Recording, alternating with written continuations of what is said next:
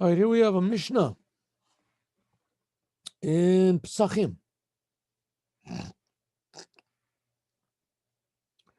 And now we're talking about an unusual law made up by the rabbis. And of course, laws that are made by the rabbis are made with the command of the Torah. The Torah commanded the rabbis to make laws.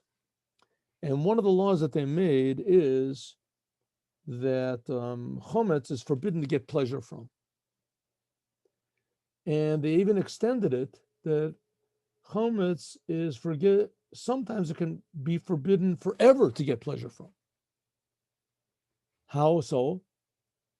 If a Jew held on to chometz through the Passover,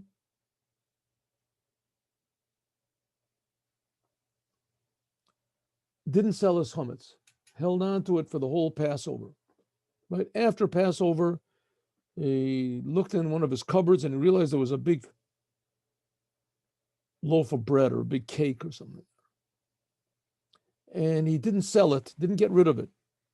And it went through the whole entire Passover. So some say that it's forbidden to eat forever and even to get pleasure from. In other words, what does it mean to get pleasure? You can't do anything with this chometz. You can't give it away because the person might feel that he owes you something in return. You can't give it to your dog to eat because you'll get pleasure from it. You can't use it as fertilizer. What do you have to do? You have to grind it up or throw it into the river or grind it up and throw it into the river. In other words, you have to get rid of it so that no one can get pleasure from. That's if it belongs to a Jew. What if it belongs to a non-Jew? You have a next door neighbor, a non-Jew, and you want to buy a bottle of beer from him. But this beer was in his possession the whole entire Passover. Well, if that beer was in your possession the whole entire Passover, you wouldn't be able to use it. You'd have to spill it out. But now it's in the possession of a non-Jew. Can you use that? Or only you have to watch out on the beer, that you have to see it's printed that this beer was made after, and look at the date whenever Passover ended, was made. Do you have to worry? So let's see. Here's the Mishnah. Chametz.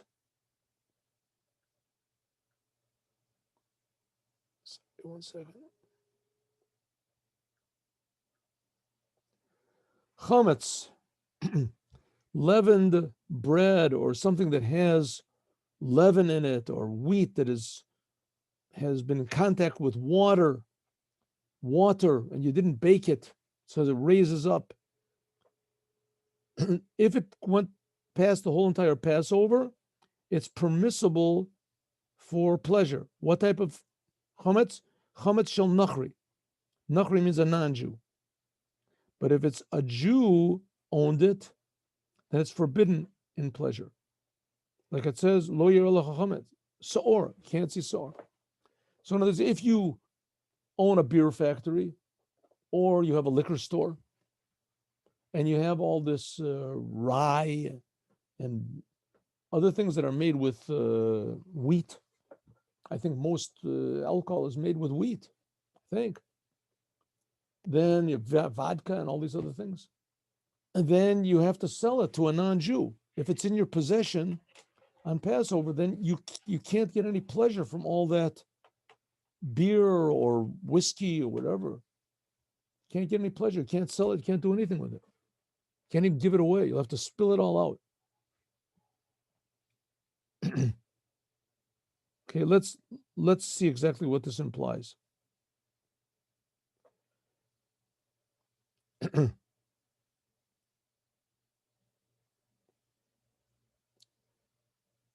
Chametz of a non-Jew, says the Forrest explained. I think we actually did this before, so we'll do it quickly.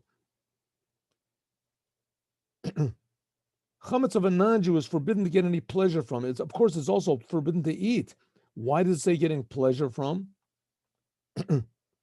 Right? Of a non-Jew, a pleasure of a non-Jew it's permissible to get pleasure from. So not only is it permissible to get pleasure from, say a bigger novelty, it's not only it's permissible not just to get pleasure from, you can feed it to your dog if it belonged to a non-Jew. It's permissible even to eat it. You can eat this chametz. A Jew can eat this chametz. You can drink a beer that was in the possession of a non-Jew. Not only give the beer to your dog or something. It says this is the same law. It's permissible that you can eat it. So why doesn't it say that? Because it learns in the end that a Jew, if it's the chametz of a Jew, that not only is it forbidden to eat if it passed over the whole Pesach in your possession, but it's forbidden even to get pleasure from it. So therefore, it says to make it sort of balanced out that it's permissible in pleasure. The Yerushalmi, it says the reason that says permissible in pleasure is because some people never eat bread of a non-Jew at all. So therefore, it's coming to tell you that it's permissible in pleasure, because telling you it's permissible to eat, I say, what do I care if it's permissible to eat? I'm not going to eat it anyway. So it says it's permissible. If the chametz was in the possession of a non-Jew, it's permissible technically to eat. You don't want to eat it? Okay, so you can get pleasure from it. But what if it's chametz of a Jew, chametz that was owned by a Jew, and the Jew kept it in his possession, in his ownership, even if it's just ownership on paper, right? In other words, he never saw this chametz. It just happens to be, it's a very big question if person, let's say you buy shares, stocks in a beer company or in a bread company.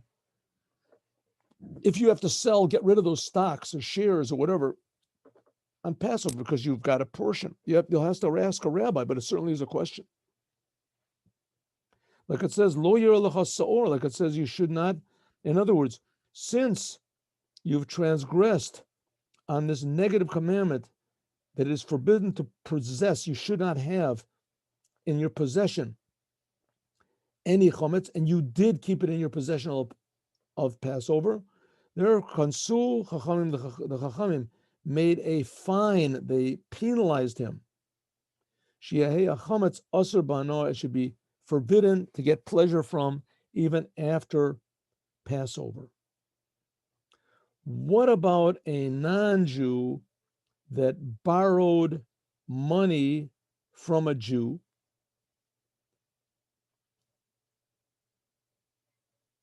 Nachri shehilva et Yisrael al chematzo. I'm sorry, a non-Jew that loaned money to a Jew. We're going to get to that part if he borrowed money from a Jew. He loaned money to a Jew. Al chematzo, on his chametz, right? A Jew comes to a non-Jew and he says, listen, do me a favor, loan me $5. I just have to buy something, and I left my money at home. And the non-Jew says, absolutely no problem. I'll loan you the money, but I want you to leave something as collateral in my hands. You might forget. No, what do you want? I want that bottle of, that 6-pack of beer that you got there. So no problem. Give him the 6-pack of beer. That's yours. He says, I'll hold on to the 6-pack of beer and you pay me back. When are you going to pay me back? I'll pay you back immediately after Passover. Right? I'm the Jew. The non-Jew is Ivan, and he has my beer, holding my beer as a surety that I'm going to give him the money back. Well, that he's holding on to my beer, is that really his? Or maybe it's sort of mine. So it seems that the Mishnah is telling us that if he's holding on to this beer and I pay him back after Passover, so it's okay. Huh? It's okay. He was holding on to it. It means it's his. Is that it? It says, a non-Jew that loans money to a Jew and the Jew gives him as a surety chametz, after Pesach, it's permissible b'hana. If the Jew repays him the money after Passover, then the Jew can take his beer back and drink the beer. Beer is chametz. right? We're going to see the explanation in the Mishnah is not exactly so. What about a Jew that gives money to a non-Jew, and the non-Jew, he gives to the Jew beer, a six-pack of beer as a surety. After the Pesach, it's forbidden pleasure. Now, by the same principle that says that if a Jew deposits chametz in the hands of a non-Jew as surety for a loan, that while the non-Jew holds on to it, it belongs to him 100%, and it's not the Jew, so the Jew is not transgressing on owning chametz. So by that same principle, if the non-Jew deposits beer by the Jew, and the Jew loans the non-Jew $5, so if so, the Jew is actually possessing this chametz. It's in his possession, and that's forbidden on Passover. You're not allowed to own it. Is this really so? Let's look at the explanation, and then we'll do the last part of the Mishnah. Let's see. The last part of the Mishnah talks about chametz, that if there fell on it, a house fell on the chametz, and it's yours, do you have to search for it or not? We'll talk about that in a minute. Let's go back to this first. What happened? A Jew, first case is a Jew borrowed money from a non-Jew, and the non-Jew,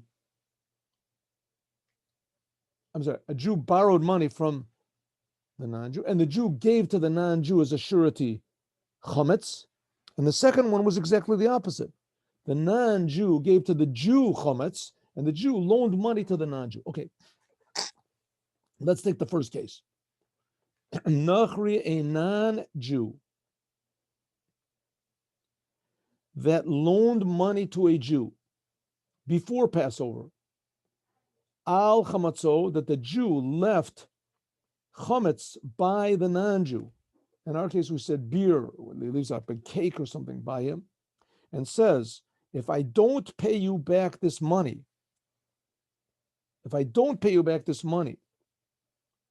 on time, it was the day after Passover, then this chametz is yours from now. This is not what we said before. Now it's a little bit more clear. The Jew borrows money from the non-Jew, $5. The Jew gives beer to the non-Jew. Let's say it's the day before Passover, 2 days before Passover. He gives it to the non-Jew and he says, if I don't pay you back this money that I owe you by the day after Passover, then this beer belongs to you. Okay, non-Jew says, no problem. The beer is worth $10, right? Beer is worth $10. Good, the beer is mine. This is the surety. And the Jew, but he has to say that this beer belongs to you from when? From now, from 2 days before Passover. In other words, the whole time it was in your possession. If I don't pay you back, then it was never in my possession. The whole time it was yours. Therefore, if he says from now, then after Pesach, it's mutter to the Jew. When is it permissible? If comes the time of paying and the Jew does not pay him back. Then if the Jew does not pay him back, then shenasa chametz, the chametz becomes that of the non-Jew from the time the Jew gave it to him as a mashkon, as a surety. The chametz shel nachri, and like we learned in the previous Mishnah, chametz that belonged to a non-Jew, and he held on to it for the whole entire Passover, there's nothing wrong with that. A Jew can eat it. It's permissible with pleasure, and even you can get pleasure from it. You can even eat it, just like we learned in the previous Mishnah. Okay, so in other words, what happened over here? Interesting law, right? This also implies another interesting law. I have a good friend, a non-Jew, Ivan, and I say, Ivan, listen, I left my wallet at home. It's 2 days before Passover. I want to buy wine for Passover, and I don't want to go all the way home and get do me a favor, lend me $5. Ivan says, sure, I'll lend you $5, but I know you're going to forget. No, no, no, I never forget. What are you talking about? You forgot last time. Remember I had to call you up 15 times? Oh, yeah, you're right. So he says, listen, I'll tell you what. Take these 6-pack of beer. In any case, in 2 days is going to be Passover. I can't use it. Take this 6-pack of beer. It's yours. A 6-pack of beer is worth $10, right? Hold on to it. Don't drink it. If I don't pay you back on the time that I tell you, and the day after Passover, right? If that'll be enough to remind me. I'll come and I'll get it. If I don't pay you back, then this beer belongs to you from now. I even could say, what do I care if it belongs to me from now? I can't drink it anyway. I mean, maybe you're going to pay me back. I said, yeah, but we Jews, we have to say that. We have to say that, right? It belongs to you from now. Good. If I don't, okay, what happens? Listen, what happens if comes after Passover and I pay Ivan back immediately on time? And Ivan says, wow, you really surprised me, Rabbi. You know, you always forget, and this time you didn't forget. That's really great. I'm really happy. No, what happened? Maybe Ivan is really happy, but I'm not really happy.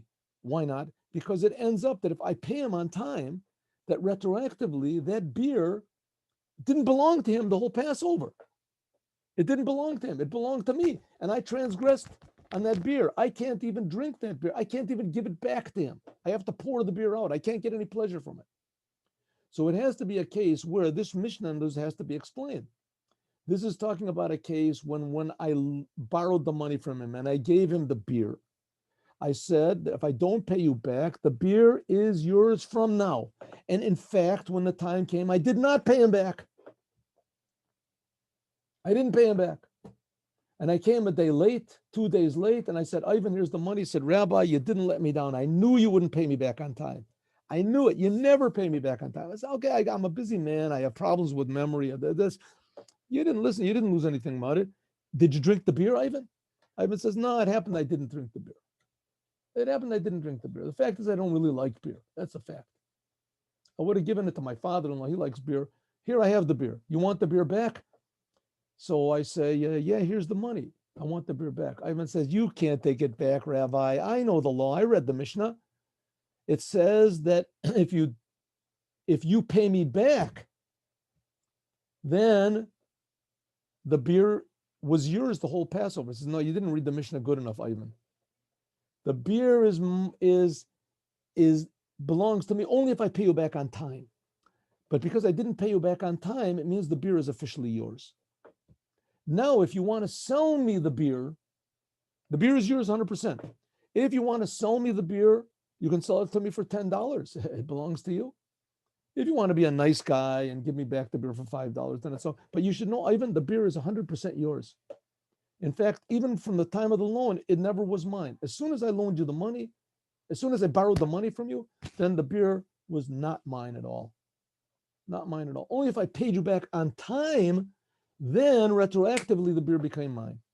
So this must be talking about a case where, number one, I stipulated with Ivan that the money that I borrowed from him and the beer that I left as a surety, the money would be paid back by a certain date, and then the beer would retroactively be mine from the beginning. But if I didn't pay him back on the appointed time, then the beer would be his from 2 days before Passover. Of course, now I couldn't make this loan, this borrowing from Ivan 6 hours before Passover and on, because 6 hours before Passover, chametz is forbidden to get pleasure from. I can't get any pleasure, even 7 hours before. That's what the rabbi said. So I couldn't have made this deal and put up as a collateral my 6-pack in that time. It has to be that it was at least 8 hours before Passover I made this deal with him. So then I could have used the chametz as collateral, and I have to stipulate that if I don't pay back, that the chametz belongs to you from the time of the loan, and it has to be that in fact I don't pay him back on time. Because if I do pay him back on time, I'm in big trouble. I'm in big trouble. I did a sin the whole entire Passover that I retroactively held on to chametz. The chametz was mine the whole Passover.